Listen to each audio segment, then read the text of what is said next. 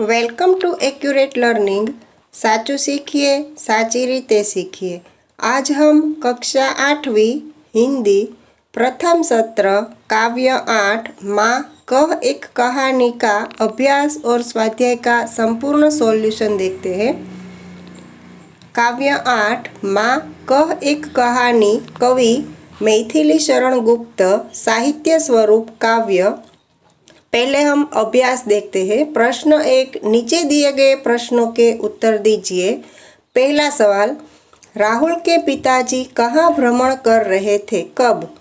राहुल के पिताजी उपवन यानी कि बगीचे में बड़े सवेरे भ्रमण कर रहे थे। दूसरा, आखेटक ने राहुल के पिताजी से क्या मांगा?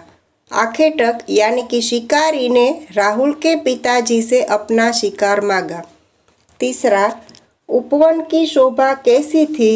उपवन की शोभा अत्यंत मनोहर थी। उपवन में तरह तरह के फूल थे।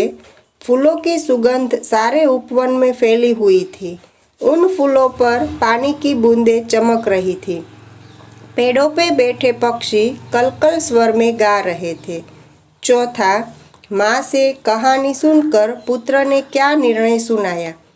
माँ से कहानी सुनकर पुत्र ने अपना निर्णय सुनाया कि अगर कोई निरपराधी को मारे तो उसकी रक्षा करनी ही चाहिए और न्याय हमेशा रक्षक के पक्ष में ही होना चाहिए। पांचवा, प्रस्तुत कथा काव्य का सार लिखिए। प्रस्तुत कथा काव्य राजकुमार सिद्धार्थ के बचपन की है। यह कथा सिद्धार्थ की पत्नी यशोधरा उनके पुत्र राहुल को सुना रही है। एक समय सिद्धार्थ सुबह को बगीचे में टहल रहे थे। तब अचानक बाण से घायल एक हंस उनके पास गिरता है। सिद्धार्थ उसका उपचार करके उसे बचा लेता है। थोड़ी ही देर में हंस को घायल करने वाला शिकारी वहां पहुंच जाता है और अपना हंस मांगता है। सिद्धार्थ हंस देने से मना कर देता है। दोनों में हंस को लेकर विवाद हो जाता है। अंत में मामला न्यायालय में पहुंचता है। इतनी कहानी सुनाकर यशोधरा राहुल से पूछती है, घायल हंस पर किसका अधिकार होना चाहिए? राहुल जवाब देता है कि न्याय हमेशा दया के पक्ष में होना चाहिए। रक्षक हमेशा भक्षक से बड़ा होता है, इसलिए जिसने हंस को बचाया है उसे ही हंस मिलना चाहिए। राहुल का उत्तर सुनकर यशोधरा प्रसन्न हो जाती है। इस कहानी से हमें सीख मिलती है कि बचाने वाला हमेशा मारने वाले से बड़ा होता है। प्रश्न 2, रेखांकित शब्दों के वचन बदलकर वाक्यों को दोबारा लिखिए। पहला, लड़की ने नई सलवार पहनी है। इस वाक्य में जिस शब्द के नीचे रेखा की गई है उसका वचन बदलकर वाक्य को फिर से लिखना है। लड़की का हो जाएगा लड़कियों ने, नई सलवार का हो जाएगा सलवारें पहनी है। लड़कियों ने नई सलवारें पहनी है। दूसरा, अध्यापक ने छात्र को कहानी सुनाई। अध्यापकों ने छात्रों को कहानियाँ सुनाई। तीसरा, प्रधानमंत्री ने अपने मंत्री से देश की समस्या पर बातचीत की। प्रधानमंत्री ने अपने मंत्रियों से देश की समस्याओं पर बातचीत की। चौथा, इस पत्रिका में जो कविता छपी है वह बहुत मनोरंजक है। इन पत्रिकाओं में जो कविताएं छपी है वे बहुत मनोरंजक है। पांचवा, लू चलने के कारण लता सूख गई है। लू चलने के कारण लताएं सूख गई है। अब हम स्वाध्याय देखते हैं। प्रश्न 1, काव्य पंक्तियों का भावार्थ अपने शब्दों में लिखिए। पहली काव्य पंक्ति है, वर्ण वर्ण के फूल खिले थे, झलमल कर हिल बिंदु जिले थे, हल्के झोंके हिले मिले थे, लहराता था पानी, लहराता था पानी, हा हा यही कहानी। बगीचे में तरह तरह के रंगीन फूल खिले हुए थे। उन फूलों पर पानी की बूंदें चमक रही थी। हवा के झोंकों से फूल हिल रहे थे और फूल पर बूंदों का पानी लहराता था। राहुल पूछता है कि क्या उन पर पानी लहराता था?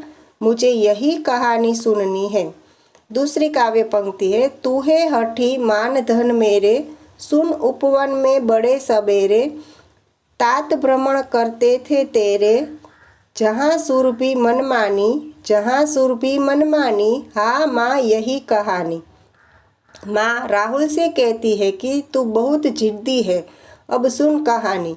एक दिन बड़ी सुबह तेरे पिता बगीचे में भ्रमण कर रहे थे और चारों ओर मनपसंद खुशबू फैली हुई थी। राहुल कहता है, मनपसंद खुशबू फैली हुई थी, मुझे यही कहानी सुननी है। प्रश्न 2, चित्र के आधार पर अपूर्ण काव्य को पूर्ण कीजिए। माँ मुझको भी पौधा दे दे, मैं भी वृक्ष लगाऊंगा। आगे की कहानी, ध्यान से उसका जतन करके वृक्ष बड़ा बनाऊंगा, उसकी शीतल छाँव में खेलूंगा, खुशी खुशी उसके फल खाऊंगा। पेड़ लगाओ जीवन बचाओ, ऐसा एक बोर्ड उस पर लगाऊंगा। माँ मुझको भी पौधा दे दे, मैं भी वृक्ष लगाऊंगा। प्रश्न 3, एक दिन अकबर ने बीरबल से पूछा, बीरबल दुनिया में सबसे अधिक शक्तिशाली कौन है? बीरबल ने क्या कहा होगा? सोचकर कहानी को आगे बढ़ाइए। एक दिन अकबर ने बीरबल से पूछा, बीरबल दुनिया में सबसे अधिक शक्तिशाली कौन है? बीरबल ने कहा, जहाँपना गोद में बैठने वाला बच्चा। अकबर ने कहा, बच्चा?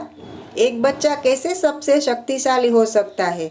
बीरबल ने कहा, मैं साबित करके दिखाऊंगा।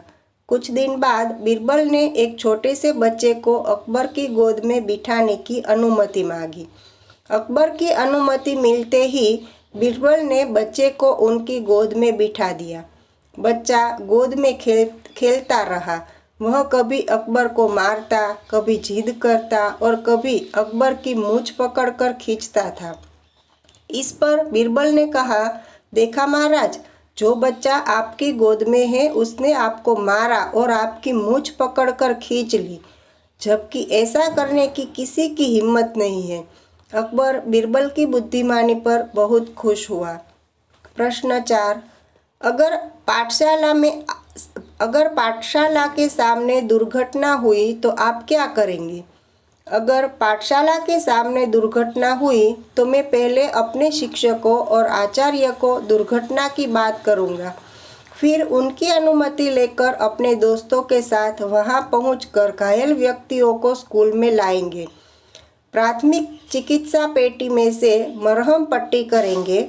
यदि चोट अधिक गंभीर हुई तो हम घायल को अस्पताल पहुंचाने का प्रबंध करेंगे। प्रश्न 5, इस कविता को कहानी के रूप में लिखिए। इस कविता में राजकुमार सिद्धार्थ के बचपन की कहानी है। यह कहानी सिद्धार्थ की पत्नी यशोधरा उनके पुत्र राहुल को सुना रही है। एक दिन सिद्धार्थ सुबह को बगीचे में टहल रहे थे। अचानक बाण से घायल एक हंस उनके पास आकर गिरा। सिद्धार्थ ने उसे उठाया, जरूरी उपचार करके हंस को बचा लिया। थोड़ी ही देर में हंस को घायल करने वाला शिकारी वहां आ पहुंचा। उसने राजकुमार सिद्धार्थ से अपना हंस मांगा। सिद्धार्थ ने हंस देने से मना कर दिया। शिकारी ने कहा, यह हंस का शिकार मैंने किया है, इसलिए यह मेरा है। सिद्धार्थ ने कहा, मैंने इसे बचाया है, इसलिए यह हंस मेरा है। दोनों के बीच में विवाद हो गया। अंत में मामला न्यायालय पहुंचा।